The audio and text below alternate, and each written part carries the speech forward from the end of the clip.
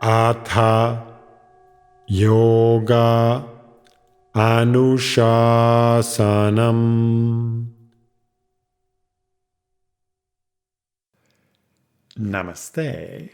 Welcome to Unravel the Thread, a podcast for people who want to apply the Yoga Sutras to yoga practice and to life today. Available online at simple-yoga.org, where you can also find videos for practice, dozens of articles, videos for chanting, and guided meditations to enrich your practice. I am Ruben Vasquez, your companion on this journey of exploration. I am grateful for your comments and questions. It really makes my day to know that Unravel the Thread is making a difference in your practice and in your life. This podcast presents excerpts from the book Unravel the Thread, the complete guide for living the Yoga Sutras today.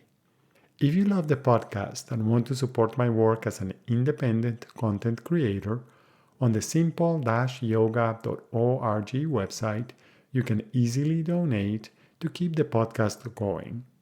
On today's episode, we continue our exploration of Chapter 4 of the Yoga Sutra with Sutra number 25, that says, realizing through direct experience the distinction between pure consciousness and experiences dissolves the notion of individual self. These last sutras in Chapter 4 of the Yoga Sutra are weaving together the threads that appear throughout the whole treatise.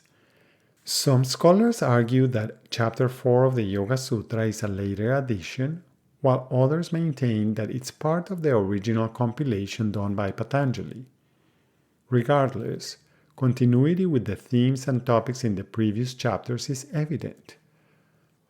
From the beginning of Chapter 1, the problem faced by humans has been stated in terms of the dichotomy between the natural state of being grounded in the spacious peace of awareness and misidentifying with the world of temporary experiences. Remember that the first aphorisms in Chapter 2 introduced the idea of not knowing one's own true nature, avidya, as the major field where all afflictions sprout, including the notion of the individual self, asmita. Sutra 210 stated that subtle afflictions dissolve when the sense of identity dissolves.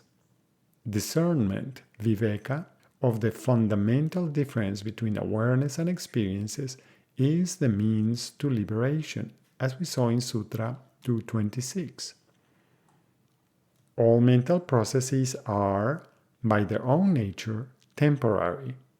This is evident in the impermanence of thoughts and all mental constructs. Emotions are similarly momentary.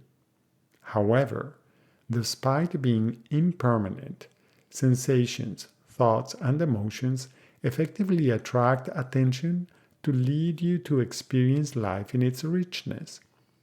As Sutra 218 indicated, your experiences are a vehicle for liberation from misidentification with what is temporary. When misidentification dissolves, the yogi returns to the natural state.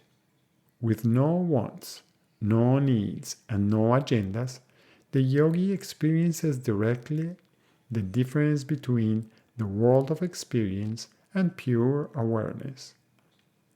As it was explained in Sutra 1.7, experiential knowledge is the highest form of knowledge. Rather than just thinking about this distinction, the yogi becomes established in the discriminative awareness formulated as the solution to suffering in Sutras 225 and 226. That distinction, which is the foundation of freedom from attachment, as we saw in Sutra 116, the vehicle for liberation, as it says in Sutra 226, and the threshold of omniscience, as we saw in Sutra 350, finally comes into being. The notion of an individual self who is isolated from the ongoing flow of life dissolves. What are the remaining obstacles on your path? Are thoughts, sensations, and emotions drawing you away from presence? What beliefs and opinions lead you to forget that every single day you are alive is an extraordinary gift? How can you clarify your true nature? As usual, one more way of exploring the meaning of the sutra is by chanting it. You can choose to chant it in its traditional form, with some of the words coming together.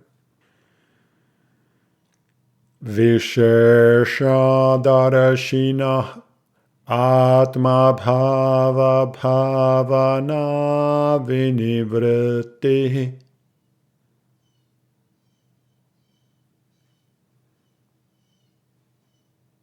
Another option is to chant each word in the sutra individually. Vishesha darashina atma bhava bhavana vinivritti.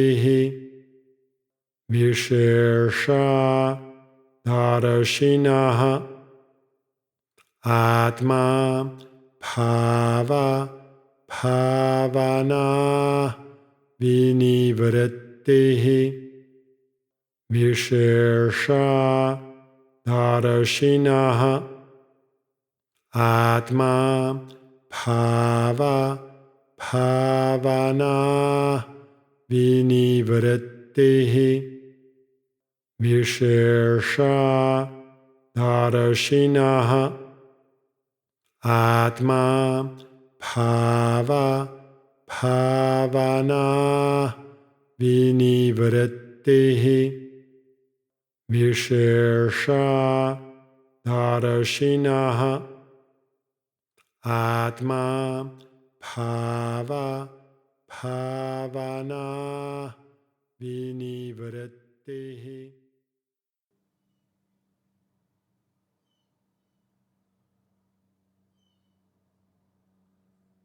Thank you very much for listening.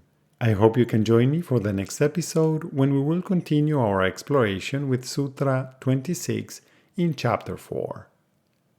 If Unravel the Thread is part of your day and you feel generous, I would appreciate it if you could support my work with a donation at simple-yoga.org.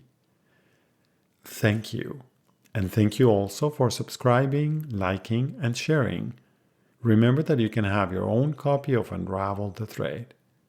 Until next time, Namaste.